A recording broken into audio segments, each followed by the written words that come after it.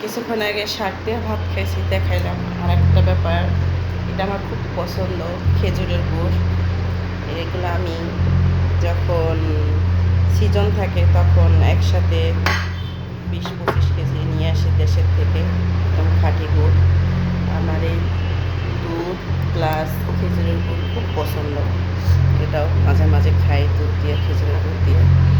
তারপরে বিশেষ করে আমি চিনি খাই না, একদম চিনি না বলতেই খাই না আমি। সব কিছুর ভিতরেই এই খেজুরের গুড়, চা, সেমাই, যাবতীয় যা কিছু মিষ্টি জিনিস খাবো, পিঠা থেকে শুরু করে সব এই খেজুরের গুড় দিয়ে খাবো। এগুলো আমি প্রতি বছর শীতের সময়, এই সিজনটার সময় নিয়ে এসে রাখি, ফ্রিজে রেখে দিই, খুব ভালো থাকে। আর এই বোতল ভরে রাখলে খুব ভালো থাকে। এমনি অন্য অন্য কিছুতে রাখলে ভালো থাকে না, আর বাইরে রাখলেও এটা ভালো থাকে না। এই খেজুরের গুড়টা, এটা ফ্রিজে রাখলে খুব ভালো থাকে।